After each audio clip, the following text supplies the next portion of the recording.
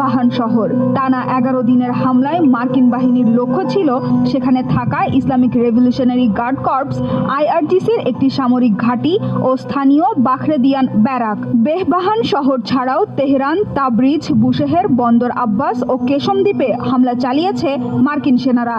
মার্কিন central command CENTCOM জানিয়েছে, ইরানের সামরিক বিমান হ্যাঙ্গার, ড্রোন স্টোরেজ সুবিধা ও সামরিক অবকাঠামো সম্পূর্ণ গুঁড়িয়ে দেওয়ার উদ্দেশ্যে টানা 1 ঘন্টারও বেশি সময় ধরে হামলা চালানো হয়েছে।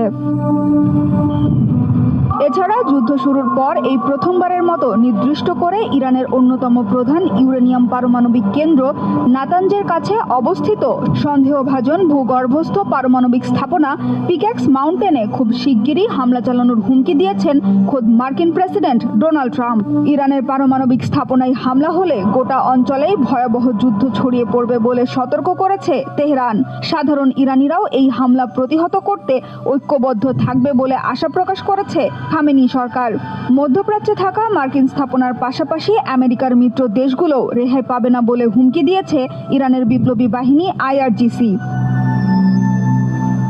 এরই মধ্যে মার্কিন হামলার জবাবে মধ্যপ্রাচ্যে থাকা মার্কিন ঘাঁটিগুলোতে ইরানের ধারাবাহিক ক্ষেপণাস্ত্র ও ড্রোন হামলায় বেড়েছে ক্ষয়ক্ষতির পরিমাণ ও সেনা হতাহতের সংখ্যাও।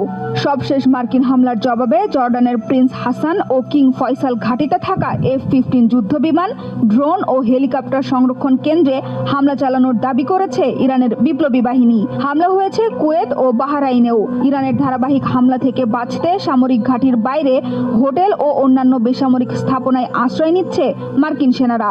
তবে সেখানেও রেহাই নেই। মার্কিন সেনাদের অবস্থান লক্ষ্য করে নিখুঁত হামলা চালাচ্ছে খামেনির দেশ।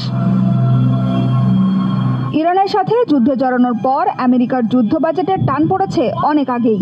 এখন পর্যন্ত $3,750 কোটি খরচ হয়েছে বলে জানিয়েছে মার্কিন প্রতিরক্ষা বিভাগ পেন্টাগন। সংকটের মুখে ইরানের বিরুদ্ধে যুদ্ধ চালিয়ে যেতে মার্কিন কংগ্রেসের কাছে আরও $8,700 কোটি জরুরি তহবিল চেয়েছেন পেন্টাগন প্রধান পিট হেগসেথ। জরুরি ভিত্তিতে নতুন তহবিলের অনুমোদন না দিলে শিগগিরই সামরিক প্রশিক্ষণ কমিয়ে আনতে হবে বলেও আশঙ্কা প্রকাশ করেছেন।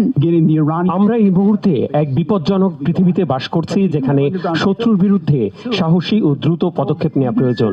তাই 2026 অর্থ বছরের জন্য আমি অতিরিক্ত যুদ্ধ তহবিলের অনুরোধ জানাচ্ছি।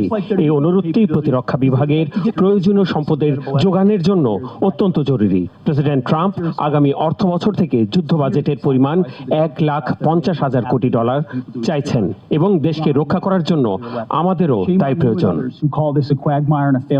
তবে ইরান যুদ্ধ চালিয়ে যেতে নতুন করে কোনো অর্থ বরাদ্দ দিতে নারাজ মার্কিন আইন প্রণেতারা। শুধু ডেমোক্রেটরা নয়, ইরানের বিরুদ্ধে লড়াইয়ে মার্কিন প্রতিরক্ষা বিভাগের যুদ্ধ কৌশলের তীব্র সমালোচনা করছেন ট্রাম্পের রিপাবলিকান পার্টির সদস্যরাও। আপনাদের কাছে ট্রিলিয়ন $1 আছে, আপনাদের কাছে $1